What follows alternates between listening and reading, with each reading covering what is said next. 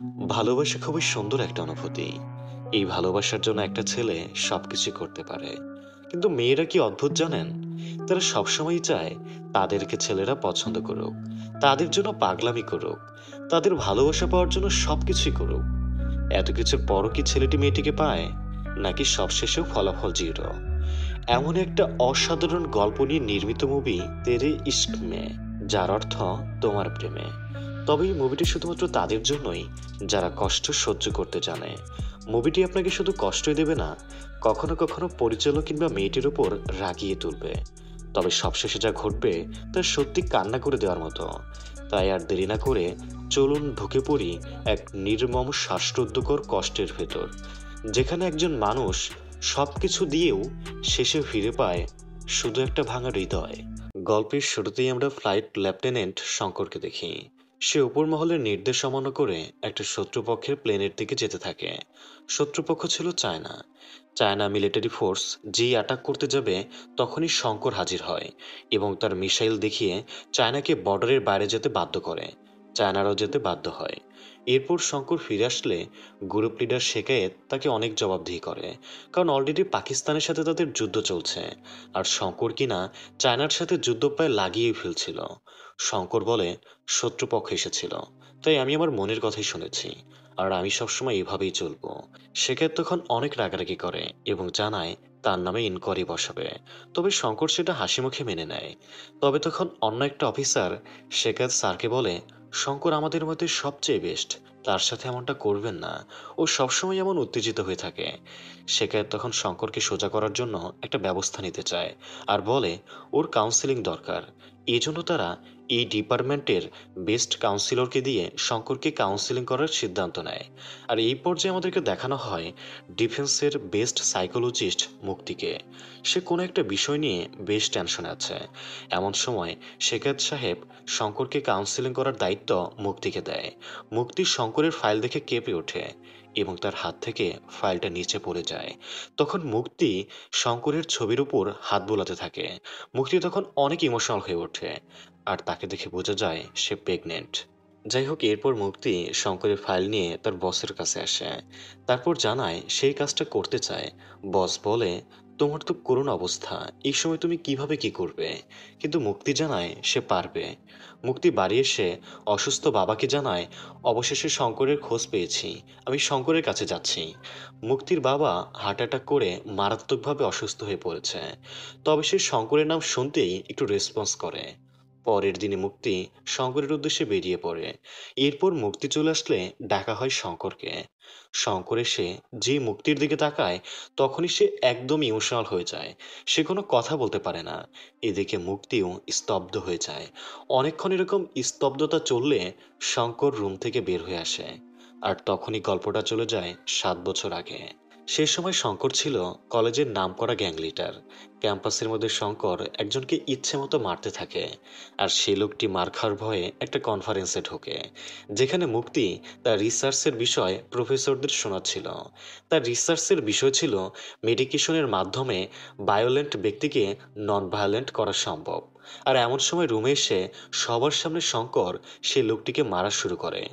মারার কারণ, আসন্ন ক্যাম্পাস ইলেকশনে ওই ভিকটিম নির্বাচনে দাঁড়িয়েছিল, যেটা শঙ্করের পছন্দ হয়নি। একমাত্র সে ছাড়া ইলেকশনে কেউ দাঁড়াতে পারবে না, আর এই জন্যই সে এভাবে মারছে। মুক্তি তার সামনে এরকম ভায়োলেন্ট শঙ্করকে দেখে চর মারতে আসে, কিন্তু শঙ্কর চর মারার আগেই তার হাতটা ধরে ফেলে।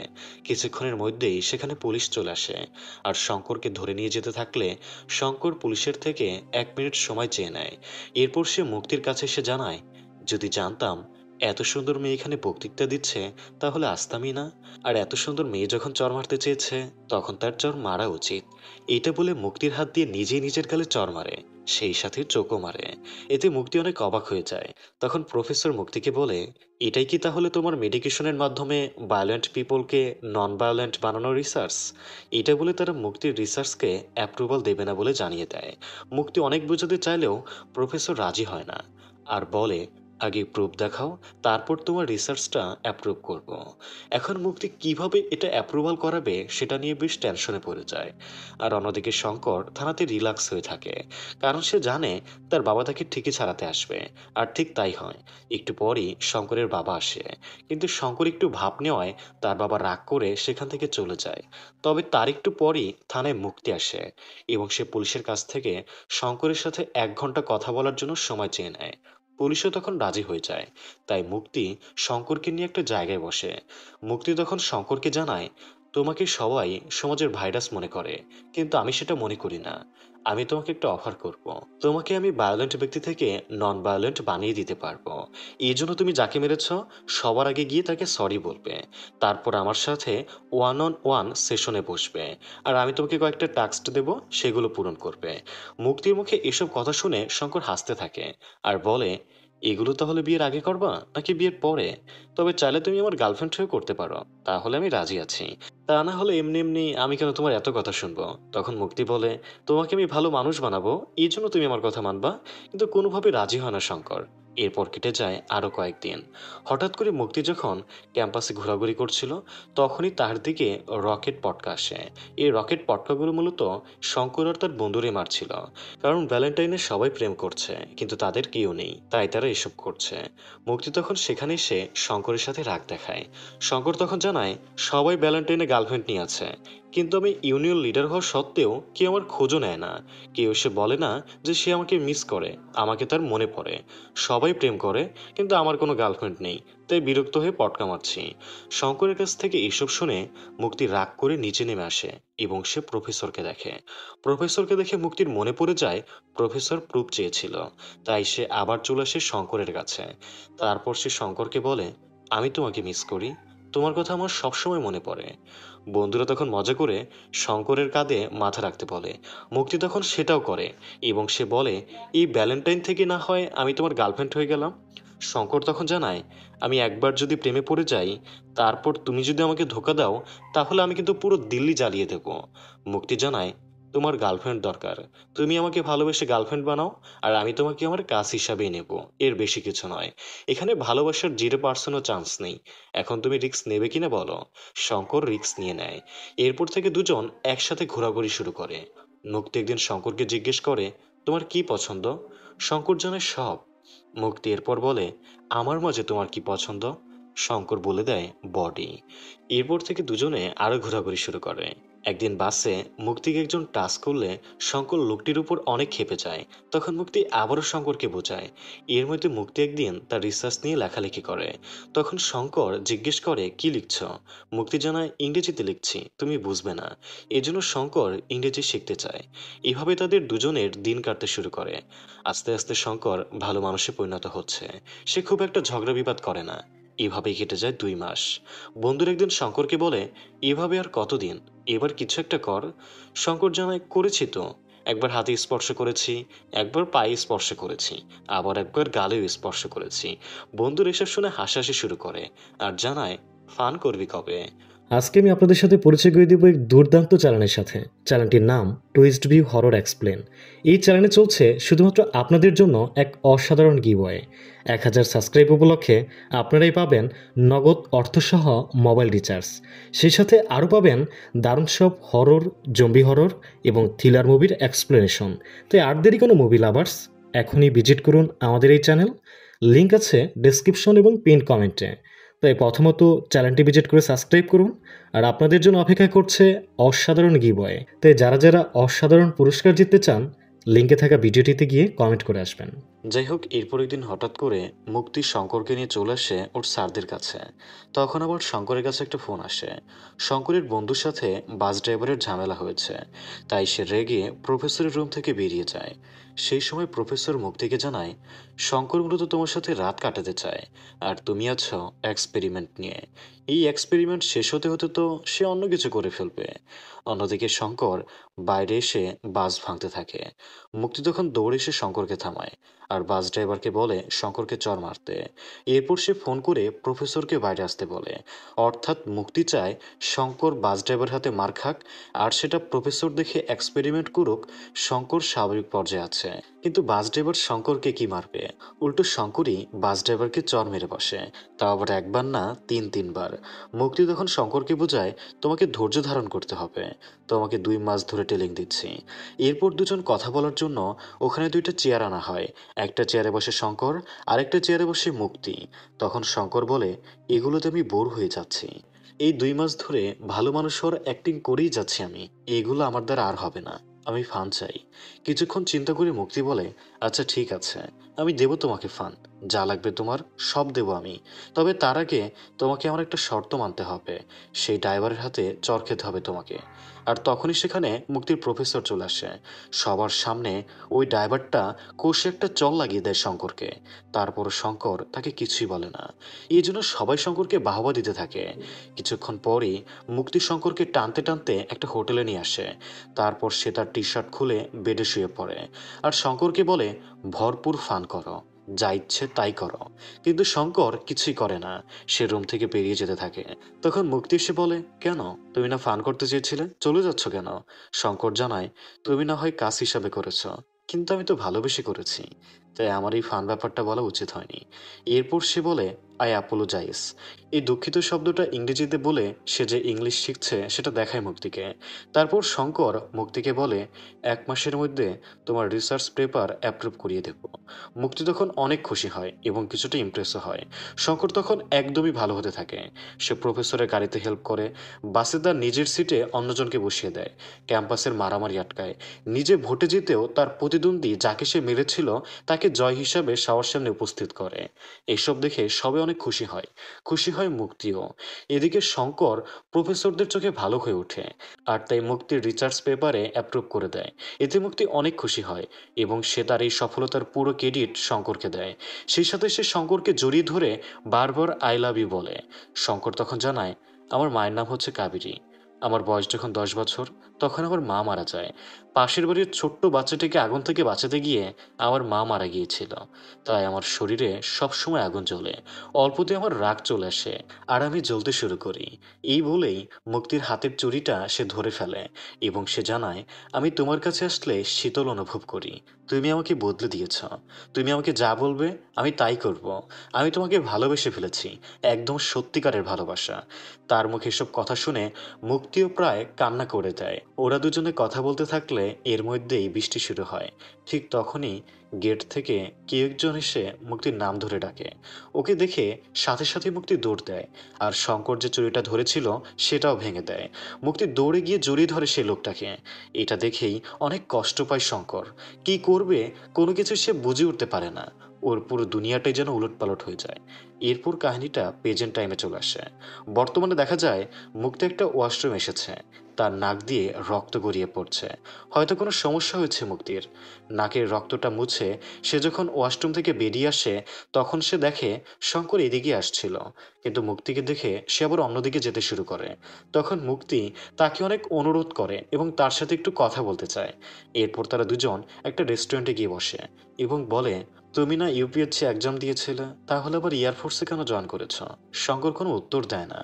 মুক্তি তখন জানায়, অফিসারটা তোমার ব্যাপারে 3টা জিনিস বলেছে, তুমি আউটস্ট্যান্ডিং, হাতের নাগালের বাইরে, যা মন চায় তাই করো, কিন্তু আকাশে উঠতে গেলে সবকিছু অনুমতি নিয়ে করতে হয়, এর বাইরে নয়।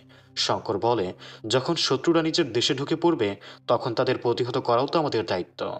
শঙ্কর এরকম পাল্টা জবাব দিয়ে কথা বলে মুক্তি বলে, তোমার রাগ এখনো কমেনি, ঠিক আগের মতোই আছো, একটু চেঞ্জ হওনি। এগুলো শুনে সেখান থেকে রেগে মেগে উঠে চলে যায় শঙ্কর। তখন মুক্তি আবারও তাকে রিকোয়েস্ট করে আর বলে, তোমার সাথে আমার অনেক ইম্পর্টেন্ট কথা আছে, প্লিজ তুমি একটু ওয়েট করো। ঠিক ওই সময় সেখানে ঘটে যায় একটা বড় মাপের ধামাকা। সাথে সাথে শঙ্কর চেয়ার থেকে লাফ দিয়ে গিয়ে বাঁচায় মুক্তিকে। তারপর বাইরে এসে দেখে খুব বাজে অবস্থা হয়ে গেছে ওদের বেসের, এখানে শত্রুরা অ্যাটাক করেছে। এইসব দেখে শঙ্করের আবারও পিছনের কিছু কাহিনী মনে পড়ে যায়। আবারও কাহিনীটা ফ্ল্যাশব্যাকে চলে যায়। যেদিন মুক্তি শঙ্করকে ধোঁকা দিয়ে আরেকজনকে গিয়ে জড়িয়ে ধরেছিল, সেদিন শঙ্করের বন্ধুরা তাকে অনেক কথা শোনায়। কিছুক্ষণের মধ্যেই সেখানে আরও একটা বন্ধু চলে আসে আর মুক্তির বয়ফ্রেন্ডের সম্পর্কে তাকে জানায়। ওর নাম আবির, সে কিছুদিন হলো ইউএসএ থেকে ফিরেছে। মুক্তি আর আবির দুজনের বাবাই খুব ভালো বন্ধু। ওরা নিজে থেকে তাদের ছেলে মেয়েদের বিয়ে দিচ্ছে, আর এতে তাদের কোনো সমস্যা নেই। এদিকে দেখা যায় মুক্তি ও আবির দুজন একটা বারে চলে এসেছে। মুক্তি তখন বলে, আমি জানি বাবা তোমাকে অনেক পছন্দ করে, কিন্তু আমি একটু দেরিতে বিয়ে করতে চাই। আমেরিকাতে সেটেল হব, সেখানে জব করব। আবির তখন রাজি হয় এবং সে জানতে চায় রিসার্চের দিনগুলো কেমন ছিল। মুক্তি জানায় খুব জটিল, তবে এখন সে পুরোপুরি বদলে গেছে। আবির মুক্তির কাছ থেকে শঙ্করের এরকম প্রশংসা শুনে সে জিজ্ঞেস করে, চক্করে পড়লে নাকি? মুক্তি জানায় সেরকম না, তবে শঙ্করের মায়ের হিস্টোরি আমাকে ব্যথিত করেছে। মায়ের মৃত্যু শঙ্করকে অনেক কষ্ট দিয়েছে। দুজন এরকম আলাপ করতে থাকলে শঙ্কর এবং তার বন্ধু মোটরসাইকেল নিয়ে সে বারে আসে আর আবিরকে বলতে থাকে, আবির তুমি ভালো ছেলে, আমিও ভালো ছেলে, কিন্তু তুমি প্রথম থেকেই ভালো ছিলে আর আমি নতুন নতুন ভালো হয়েছি। মুক্তি আমার সাথে থাকলে আমার মনে হয় যে আমি ভালো হয়ে গেছি, আর ও যদি আমার সাথে না থাকে তাহলে আমি সব কিছু ভুলে যাই। তাই আমি আর এই খেল খেলতে পারবো না। এই বলে সে আবিরের গায়ে পেট্রোল ঢেলে দেয় এবং সে নিজের গায়েও ঢালে। এরপর সে মুক্তিকে বলে, আমার গায়ে আগুন লাগিয়ে দে, আর না হলে আমি ওর গায়ে লাগিয়ে দেব। আমি আর এইভাবে পারছি না। এই বলে প্রচণ্ড অভিমান নিয়ে চলে যায় শঙ্কর। এই পর্যায়ে সিন আবারও প্রেজেন্টে নিয়ে আসা হয়। আহতরা সবাই চিকিৎসা নিলে এক পাইলট মুক্তিকে বলে, আপনি শঙ্কর স্যারের জন্য এসেছেন তাই না? তাকে টিক মেরে দেন। তার মতো দক্ষ পাইলট আর একটাও নেই। উপর লেভেলে অনেকবার প্রমোশন হয়েছে তার, কিন্তু প্রতিবারই রিজেক্ট করে আবারও পাইলট এসেছে। এসব শুনে মুক্তি জিজ্ঞেস করে, আপনি কি তার ফ্যামিলি সম্পর্কে জানেন? বিয়ে করেছে কিনা, বাচ্চা আছে কিনা? লোকটি জানায়, শঙ্কর স্যারের ফ্যামিলির ব্যাপারে সেরকম কিছু না জানলেও একবার নেশা করা অবস্থায় জিজ্ঞেস করেছিলাম, তখন বলেছিল এই বিয়ের চক্কর নাকি তাকে একবার জানোয়ার থেকে মানুষ বানিয়েছিল, আবার মানুষ থেকে জানোয়ার, সেখান থেকে এখন আবার মানুষের পর্যায়ে। তার প্রিয় মানুষটির সাথে তার নাকি অলমোস্ট বিয়ে হয়ে যাচ্ছিল, কিন্তু সেখান থেকেও হয়নি। এইসব শুনে মুক্তি অনেক কষ্ট পায়। এত বছরেও কিনা সে এখনো বিয়ে করেনি। এরপর আবারও সিন নিয়ে আসা হয় অতীতে। ওই ঘটনা ঘটার পর মুক্তি এসে শঙ্করের বাড়িতে এসেই পড়ে যায় ঝামেলায়। বাড়ি কিনা একটা বস্তির মধ্যে, জুতা পরে সিঁড়ি বেয়ে উপরে ওঠা যায় না, তাই জুতা খুলে হাতে নিতে হয়। আবার ঘরে ঢুকলে দেখে বাপ বেটা বন্ধু একসাথে বসে খাবার খাচ্ছে। ঘরটারও খুব বাজে অবস্থা। পুরোপুরি অস্বস্তি ফিল করতে থাকে মুক্তি। শঙ্করের বাবা আবার তাদের খাবার থেকেই মুক্তিকে খাবার দেয়। মুক্তি তখন বলে, আমার আগেই বুঝে যাওয়া উচিত ছিল তুমি কি চাচ্ছ এবং তুমি কোন টাইপের ছেলে। আসলেই ভুলটা আমারই। আমার কাজের চক্করে আমি দেখতেই পাইনি তোমার ফিলিংসগুলো। আর তুমি আর আমি একদমই আলাদা, আমাদের লাইফস্টাইলও আলাদা। আচ্ছা যাই হোক, তুমি একদিন আমার বাড়িতে আসো, আমার বাবার সাথে কথা বলো, তাহলেই তুমি সবকিছু বুঝতে পারবে। এটা বলেই সেখান থেকে চলে যায় মুক্তি। এদিকে শঙ্করকে মুক্তিদের বাড়িতে ইনভাইট করায় সে অনেক খুশি হয়। পরদিন শঙ্কর, তার বাবা এবং তার বন্ধু সবাই খুব সুন্দর ড্রেস পরে চলে আসে মুক্তিদের বাড়ি। দেখতে পায় তাদের ঘেটে পুলিশ পাহারা দিচ্ছে। অনেক বিশাল একটা বাড়ি তাদের। এরপর মুক্তির বাবা এসে বলে, তুমি আমার মেয়েকে ভালোবেসে বিয়ে করতে চাও, কিন্তু তুমি করোটা কি? শঙ্কর জানে পড়াশোনা করছি। মুক্তির বাবা বলে, আমি জানতে চাচ্ছি কি কাজ করো, কি দিয়ে তুমি আমার মেয়েকে চালাবে? শঙ্কর জানায়, এখনো কিছু করি না। এরপরেই মুক্তির বাবা মুক্তির সামনে শঙ্করকে ইচ্ছে মতো অপমান শুরু করে। নিয়ে আসে শঙ্করের বাবার নাম। শঙ্করের বাবা যে একজন সামান্য নোটারি, সেসব নিয়ে সে তাকে অনেক অপমান করে এবং তারপর বলে, আমার নাম কি জানো? আমার বাড়ির সামনে কি সাইনবোর্ড দেওয়া আছে সেটা দেখেছ? শঙ্কর জানে না। মুক্তির বাবা তখন তাকে অপমান করে বলে, তোমাদের মতো মানুষদের জন্যই তো সাইনবোর্ড দিয়ে রেখেছি, যাও দেখে আসো। শঙ্কর অপমানিত হয়ে চুপচাপ বাইরে এসে সাইনবোর্ড দেখে। মুক্তির বাবা ইয়াশান্ত একজন আইএস জয়েন্ট সেক্রেটারি। শঙ্কর সেটা দেখে ফিরে আসলে ইয়াশান্ত বলে, জয়েন্ট সেক্রেটারির মানে বোঝো তুমি? আমার আন্ডারে 226 জন ডিস্ট্রিক্ট ম্যাজিস্ট্রেট কাজ করে, আরও আছে অনেক সরকারি কর্মকর্তা। তোমাদের মতো 4 কোটি মানুষকে দেখে রাখি, আর তুমি সেখান থেকে এসেছো কিনা আমার মেয়েকে বিয়ে করতে? আদৌ কি তোমার সাথে আমার মেয়েকে বিয়ে দেওয়া যায়? শঙ্কর মাথা নাড়িয়ে না বলে। তখন সে জিজ্ঞেস করে, আপনি কার সাথে আপনার মেয়ের বিয়ে দেবেন? ইয়াশান্ত তার লেবেল দেখিয়ে দেয়। শঙ্কর তখন বলে, আপনার লেবেল আসতে কি করতে হবে? এটা শুনে ইয়াশান্ত হাসা শুরু করে। শঙ্কর জানায়, আমার বাড়িতে বিয়ের আয়োজন চলছে, তাই আমি সিরিয়াস। ইয়াশান্ত জানায়, ইউপিএসসি এক্সাম দিতে হবে। এটার আবার 3টা ক্যাটাগরি আছে, তুমি একটা করে দেখাও, তাহলেই ভেবে দেখব। শঙ্কর কোনো কিছু না বুঝে ডিল ডান বলে চলে যেতে থাকলে মুক্তি শঙ্করের সামনে এসে বলে, তোমার মাথা কি ঠিক আছে? ইউপিএসসি এক্সামের একটা সিটের জন্য 15 লাখ লড়ে, তুমি অনেক করেছ, আর করতে হবে না। শঙ্কর তখন বলে, তোমারও কি তোমার বাবার মতো আমার বাড়ি দেখে বমি এসেছিল? তুমিও কি তোমার বাবার মতো আমাকে ছোট করে দেখছ? মুক্তি জানায় ব্যাপারটা তা নয়। শঙ্কর জানায়, আমি ইউপিএসসি পাশ পাশ করেই তোমার সামনে হাজির হব, এর আগে নয়। যেদিন তুমি আমার ফোন পাবে সেদিন মনে করবে আমার ইউপিএসসি ক্লিয়ার হয়ে গেছে, সেদিন ফোন ধরো। যাওয়ার আগে মৃত মায়ের চুরি বের করে মুক্তির হাতে পরিয়ে দেয় এবং জানায় বাবা বিয়ের প্রস্তুতির জন্য দিয়েছিল। আর এই চুরি পেয়ে ইমোশন হয়ে পড়ে মুক্তি। এরপর শঙ্কর বন্ধুকে নিয়ে তার বাবার কাছে আসে এবং তার বাবার কাছ থেকে টাকা চেয়ে নেয় ইউপিএসসি এক্সামের বই কেনার জন্য। অবশ্য সে তখন ইউপিএসসি ঠিকমতো বলতেও পারছিল না, তার বাবাই বলে দিচ্ছিল।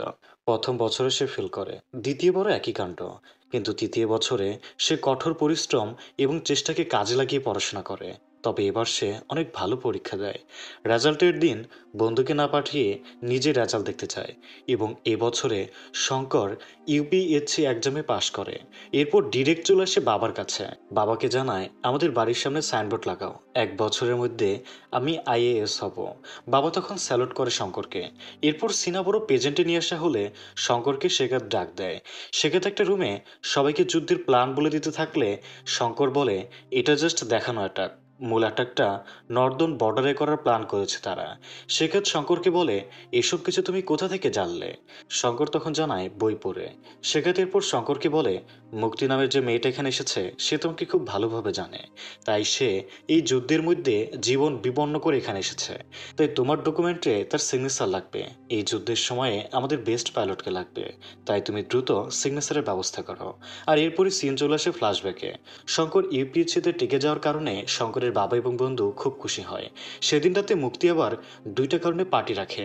3 বছর বাদে আমেরিকা থেকে ফিরে সে ইন্ডিয়ার ডিফেন্সে সিনিয়র কাউন্সিলর হিসেবে জয়েন করেছে এবং সেই সাথে সে জাসিকে বিয়ে করতে যাচ্ছে সেটারও অ্যানাউন্সমেন্ট করে। আর এই পার্টিতে শঙ্কর তার বাবা এবং বন্ধুকে নিয়ে এসে মুক্তিকে কল দেয়। মুক্তি 3 বছর পর হঠাৎ শঙ্করের কল পেয়ে অবাক হয়ে যায়। মুক্তি এই মুহূর্তে শঙ্করের কলও ধরে না, তাই শঙ্কর সামনাসামনি চলে আসে। তাই সে বারবার মুক্তির চোখের সামনে ফোন দেয়, কিন্তু মুক্তি কল ধরে না। শঙ্কর দেখিয়ে দেয় ফোন ধরছো না কেন, তারপরও মুক্তি কল ধরে না। উল্টো মুক্তির বাবা সে পার্টি থেকে সিকিউরিটি গার্ড দিয়ে তাড়িয়ে দেয় শঙ্কর সহ তার বাবাকে। শঙ্করের বাবা কোনো প্রকার সিক্রেট না করে শঙ্করকে নিয়ে চলে আসে। অন্যদিকে মুক্তি গিয়ে দেখতে থাকে ইউপিএসসি এর রেজাল্ট চেক করে দেখে শঙ্কর সত্যি পাশ করেছে। এটাতে সে অনেক খুশি হয়। ওইদিকে বাড়ি এসে শঙ্কর বাবাকে ঘরবন্দি করে বিয়ারের বোতল নিয়ে আবারও চলে আসে মুক্তিদের বাড়ি। বিয়ারের বোতলকে বানায় পেট্রোল বোমা, তারপর সেটা মারতে থাকে চারদিকে, শোনাতে থাকে ইংরেজি কথা। এসব দেখে মুক্তি ছুটে আসে শঙ্করের দিকে। জাসি বাধা দিলেও মুক্তি শোনে না। তারপর মুক্তি আসলে শঙ্কর বলে ফোন ধরার কথা ছিল, কিন্তু ফোন ধরলে না কেন? এরপর সে শঙ্করকে জড়িয়ে ধরে শান্ত করতে চায়, কিন্তু শঙ্কর শান্ত হয় না। শঙ্করের জন্য পুরো মাথা একদম গরম হয়ে গেছে। সে জাসিকেও টাইম দেয় না। এক পর্যায়ে সে মুক্তিকে নিয়ে চলে আসে ছাদে, তারপর গেট বন্ধ করে দেয়। গেট বন্ধ করার পর শঙ্কর মুক্তিকে বলে ফোন কেন ধরলে না, কিসের বিয়ে করতে যাচ্ছ তুমি? মুক্তি তখন শঙ্করকে শান্ত হতে বলে এবং জানায় পুলিশ কেস হলে ইউপিএসসি এর প্রিলিমিনারি বাতিল হয়ে যাবে, তাই পাগলামি করো না। শঙ্কর জানায় আমি কোনো পাগলামি করছি না, তোমার বাবা শর্ত দিয়েছিল, সেই শর্ত পূরণ করে আমি এখন আসছি, কিন্তু তুমি আমার সাথে বিশ্বাসঘাতকতা কেন করলে? মুক্তি জানায় 3 বছর কেটে গেছে, কিভাবে অপেক্ষা করি? আর তোমাকে না শুরুতেই বলেছিলাম আমি তোমাকে ভালোবাসতে পারবো না? এটা শুনে শঙ্কর বলে যদি ভালো নাই বাসতে পারতে তাহলে বাবার সামনে শর্তটা কেন মেনে নিলে? মুক্তি জানায় তুমি কোনো কিছুতেই না শব্দটা শোনো না, তাই আমি সেদিন তোমাদের বাড়িতে বলতে গিয়েছিলাম যে তোমার আর আমার মধ্যে কোনো কিছু সম্ভব না, কিন্তু সেটা বলতে পারিনি কারণ তুমি শোনো না, আবার পেট্রোল বোমা নিয়ে ঘোরো। তোমার আর আমার মধ্যে অনেক তফাৎ। এবার শঙ্কর জিজ্ঞেস করে তুমি কি কখনো আমাকে একটু হলেও ভালোবেসেছিলে? মুক্তি জানায় কখনোই না। ইচ্ছের বিরুদ্ধে গিয়ে কি ভালোবাসা যায় তুমি বলো? এটা শুনে শঙ্কর বলে আমার পুরো শরীরে আগুন জ্বলছে, কিছু একটা করো। তখন আবার ছাদের দরজায় পুলিশ চলে আসে। মুক্তি এবার শঙ্করকে জড়িয়ে ধরে শান্ত করতে চাইলে শঙ্কর বলে হয় আমাকে গুলি করে মেরে ফেলো, নয়তো কিস করো, না হলে চলো দুজনেই লাফ দিয়ে মারা যায়। মুক্তি জানায় এই তিনটার একটাও করতে পারবো না, শুধু পারবো একসাথে কান্না করতে। এরপর মুক্তি বোঝায় যে তোমার সামনে অনেক সুন্দর ভবিষ্যৎ, আমাকে ভুলে সেদিকে ফোকাস করো। শঙ্কর মাথা নাড়িয়ে জানায় ঠিক আছে। এরপর তাদের গেটের দিকে যেতে থাকলে মুক্তি বলে অন্য পাশ দিয়ে যাও, না হলে পুলিশ ধরবে। শঙ্কর জিজ্ঞেস করে পুলিশ ধরলে কি তোমার কোনো কিছু যায় আসে? মুক্তি জানায় না। এটা শুনে শঙ্কর গেটের দিকেই যায়। তখনই পুলিশ শঙ্করকে আঘাত করে গ্রেপ্তার করে। মুক্তি শুধু চেয়ে চেয়ে দেখে আর কান্না করে। পরের দিন শঙ্করের বাবা আসে মুক্তির বাবার কাছে এবং হাত জোর করে বলে তার ছেলেকে যেন ছেড়ে দেওয়া হয়। কিন্তু মুক্তির বাবা রাজি তো হয়ই না, উল্টো শঙ্করের বাবাকে অনেক অপমান করে। অন্যদিকে জাসি মুক্তিকে জিজ্ঞেস করে কাল রাতে কি হয়েছিল। মুক্তি জানায় শঙ্কর শুরু থেকেই তার ভালোবাসা আমার উপর জাহির করে আসছে, কিন্তু আমি কখনোই তাকে ভালোবাসিনি। তবে বুঝতে পারি সে আমাকে অনেক ভালোবাসে, কিন্তু আমি কখনোই সেভাবে তাকে দেখিনি। এসব শুনে জাসি বলে তোমার একবার শঙ্করকে সরি বলা উচিত। সরি না বললেও একবার অন্তত দেখা করে সান্ত্বনা দেওয়া উচিত। মুক্তি জানায় কালকে রাতে এক সময় শঙ্কর আমাকে বলে আমি যেন তাকে গুলি করে মেরে ফেলি, অথবা কিস করি, অথবা একসাথে ছাদ থেকে লাফ দেই। একটা সময় একসাথে এই তিনটাই করতে ইচ্ছে হচ্ছিল, কিন্তু তা তো সম্ভব না। শঙ্করকে পিছু ছাড়ানোর জন্য বাবাকে বলেছিলাম সে যেন শঙ্করকে ইউপিএসসির গ্যারাকলে ফাঁসিয়ে আমাকে তার থেকে মুক্তি দেয়। কিন্তু সে ইউপিএসসিতেও পরিশ্রম করে সফল হয়। শুধুমাত্র আমাকে পাওয়ার জন্য সে এত কিছু করেছে। এই ইউপিএসসি তার কোনো দরকারই ছিল না। সে শুধু চায় আমি যেন তার হই, কিন্তু আমি তো তার হতে পারলাম না। এটা জানিয়ে মুক্তি জেসিকে বলে সে যেন দ্রুত তাকে বিয়ে করে। বিয়ে করলে শঙ্করের মতো ভয়ঙ্কর ব্যক্তি তার আর পিছু নিতে পারবে না। জাসি জানায় ঠিক আছে। ওইদিকে বাইরে ইয়াশান্ত শঙ্করের বাবাকে বলে বাড়িতে যারা যারা কাজ করছে তাদের পা ধরে মাপ চাও, তাহলেই ছেলেকে ছেড়ে দেব। বাবা নিরুপায় হয়ে একে একে সবার পা ধরে মাপ চায়। এর মধ্যেই হঠাৎ মুক্তি চলে আসলে মুক্তির পা ধরেও মাপ চায় সে। মুক্তি তখন তার বাবাকে এসব করতে নিষেধ করে এবং শঙ্করকে ছেড়ে দিতে বলে। ইয়াশান্ত তখন জানায় শঙ্করের এফআইআর লেখা হয়নি, সেই সাথে জানিয়ে দেয় কোথায় শঙ্কর আছে। তবে তার আগে সে বলে দেয় এই দিল্লিতে যেন শঙ্কর আর না থাকে, তাহলে কিন্তু সে তার খবর করে ছাড়বে। বাবার ঠিকানা পেয়ে ছুটে আসে শঙ্করের কাছে। গুরুতর আহত অবস্থায় শঙ্করকে ছাড়িয়ে তার মোটরসাইকেল উঠিয়ে নেয় বাবা এবং শোনায় তোর বয়স যখন 6 বছর ছিল তখন তুই উড়োজাহাজ পছন্দ করতি, আর মাকে বলতি তুই অনেক স্পিডে উড়োজাহাজ চালাবি। আমি চাই তুই যেন উড়োজাহাজ চালাস, তাও অনেক স্পিডে। এসব বলতে বলতে বাবা অনেক ইমোশনাল হয়ে মোটরসাইকেল অ্যাক্সিডেন্ট করে বসে। এই অ্যাক্সিডেন্ট স্পটেই মারা যায় শঙ্করের বাবা। শঙ্কর ছোটবেলায় তার মাকে হারিয়েছে, আজ আবার হারালো তার শেষ সম্বল বাবাকে। প্রিয় বাবাকে হারিয়ে একদম নিঃস্ব হয়ে যায় সে। এদিকে শঙ্কর তার বাবার লাশ নিয়ে যেতে থাকে বাড়ির দিকে। অন্যদিকে মুক্তি আর জাসির শুরু হয় বিয়ের কার্যক্রম। এর মধ্যে শঙ্করের বাবার অন্তিম সৎকার শুরু হলে শঙ্করের কাছে চলে আসে একজন পুরোহিত। পুরোহিত কার্যক্রম চলাকালীন বলে তার নাম মুক্তি, তাই না? তাকে তো একালেও পাবি না ওকালেও পাবি না। এরপর পুরোহিত জানায় ভালোবাসা মানেই মৃত্যু। শঙ্কর বলে না হয় মরেই গেলাম, কিন্তু ভালোবাসার ব্যথা তো আর শেষ হচ্ছে না। পুরোহিত জানায় এটা কখনোই শেষ হবে না। তারপর বাবার অন্তিম সৎকার শেষ করে বলে তোর ভালোবাসার জন্য আজ তোর বাবা আগুনে জ্বলছে, তাই মুক্তিকে তুই ভুলে যা। মুক্তিকে ভুলে যাওয়াটাই তুই আগুনে পরিণত কর, যেন মুক্তি পায়ে পড়ে তোর ভালোবাসা ভিক্ষা চায়। এটা বলে চলে যায় পুরোহিত। আর এই কথাটা ভাবায় শঙ্করকে। এর মধ্যেই মুক্তির হলুদের দিন চলে আসে। হলুদের দিন শঙ্কর আবারও উপস্থিত হয় মুক্তির সামনে। তবে মুক্তি এবার শঙ্করকে দেখে অনেক অবাক হয়। শঙ্কর মুক্তির কাছে এসে পকেট থেকে একটা বোতল বের করে সেটা মুক্তির উপর ঢেলে দেয়। প্রথমে সবাই ভাবে এটা হয়তো অ্যাসিড, কিন্তু পরে বুঝতে পারে এটা গঙ্গার জল। এরপর শঙ্কর বলে বাবাকে জ্বালাতে গিয়েছিলাম, আর সেখান থেকে নিয়ে এসেছি গঙ্গার জল, যেন তুই তোর নতুন জীবনে পুরনো সব পাপ ধুয়ে মুছে পাপমুক্ত হতে পারিস। তোর জন্য শুধু একটাই দোয়া থাকবে, যেন শঙ্করের মতো তোরও একটা ছেলে হয়, যাতে তুইও বুঝতে পারিস যে ভালোবাসায় মরে সেও কারো না কারো সন্তান। এটা বলে শঙ্কর চলে গেলে তার পুরো কথাটা ভাবায় মুক্তিকে। তাই বিয়ের পিঁড়িতে 7 পাকের 1 পাক ঘুরতেই থেমে যায় মুক্তি। জাসি বুঝতে পারে ব্যাপারটা কি, তাই সে বাঁধন খুলে দেয় আর মুক্তি ছুটে আসে শঙ্করের বাড়িতে। কিন্তু এসে দেখে দরজায় তালা। অন্যদিকে শঙ্কর পিস্তল নিয়ে সুসাইড করতে গেলে মাথার উপর দিয়ে একটা উড়োজাহাজ যায়। তখনই তার মনে পড়ে যায় তার বাবার বলা শেষ কথাগুলো। সে বলেছিল শঙ্করকে বেস্ট পাইলট হতে, তাই ইন্ডিয়ান এয়ারফোর্সে জয়েন করে কঠিন ট্রেনিংয়ের মাধ্যমে বেস্ট পাইলট হয় সে। অন্যদিকে মুক্তি শঙ্করকে না পেয়ে পরিবারের চাপে জাসিকে বিয়ে করে ঠিকই, কিন্তু মন সারাক্ষণ শুধু শঙ্করের দিকে থাকে। সারাক্ষণ শঙ্করের চিন্তায় সে ড্রিঙ্কস করতে শুরু করে। এদিক সেদিক খুঁজতে থাকে শঙ্করকে। এর মধ্যে সে প্রেগনেন্ট হয়ে যায়, কিন্তু সে সেটাকে হালকাভাবেই নেয়। মেয়ের এরকম ভেঙে পড়া দেখে হার্ট অ্যাটাক করে বসে মুক্তির বাবা। এদিকে শঙ্কর হয়ে ওঠে একদম পারফেক্ট ম্যান।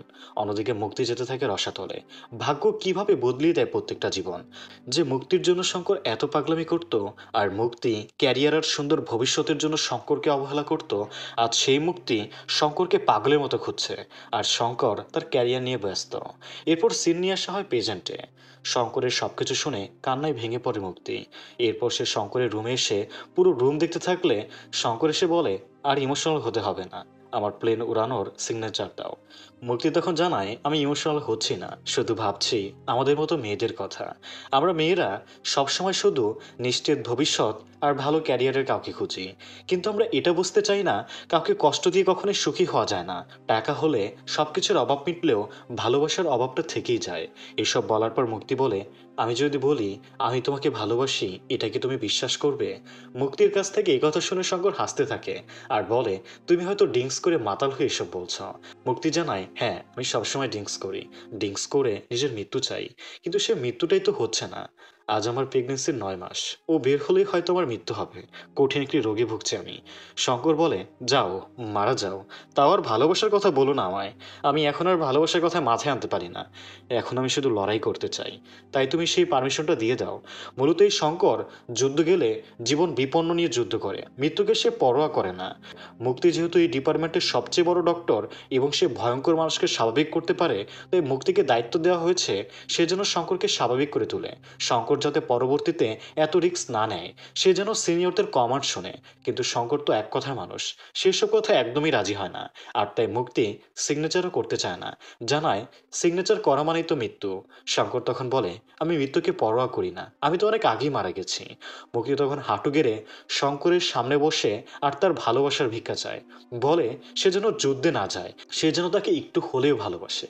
আর তখনই মনে পড়ে যায় সেই বলা পুরোহিতের কথা। পুরোহিত বলেছিল কোন একদিন শঙ্করের কাছে এসে মুক্তি পা ধরে ভালোবাসা ভিক্ষা চাবে।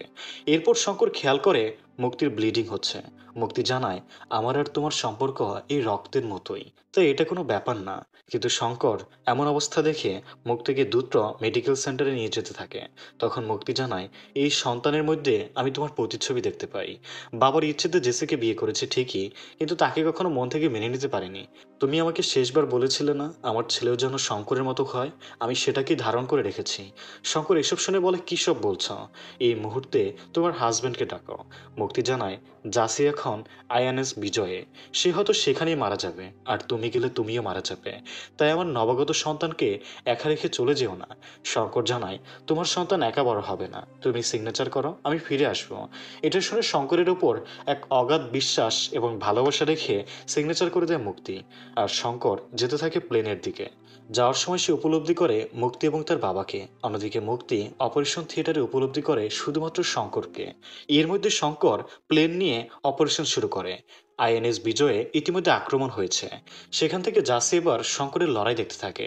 শঙ্কর একে একে 2টা ওয়ারশিপ ধ্বংস করে দেয়। তৃতীয়টা করতেই যাবে, ঠিক তখনই শঙ্করের প্লেনটা আক্রমণের শিকার হয়। কিন্তু তবুও শঙ্কর থেমে থাকে না, 3 নাম্বারটাও ধ্বংস করে দেয়। ইতিমধ্যে প্লেনের অবস্থা অনেক খারাপ হয়ে পড়েছে, তাই শঙ্করকে উপর থেকে কমান্ড দেওয়া হয় সে যেন ফিরে আসে। কিন্তু শঙ্কর উপর মহলের কমান্ড অমান্য করে, সে ফেরত আসে না, বরং সেই ক্ষতবিক্ষত প্লেন নিয়ে যুদ্ধে এগিয়ে যায়। আর তখন দেখানো হয় আরও একটি নির্মম ফ্ল্যাশব্যাক। সিগনেচারের পর শঙ্কর শেষবারের মতো বলেছিল, যদি আমি নাও ফিরি, আমি তোমার বাচ্চার বাবাকে ঠিকই ফিরিয়ে আনবো।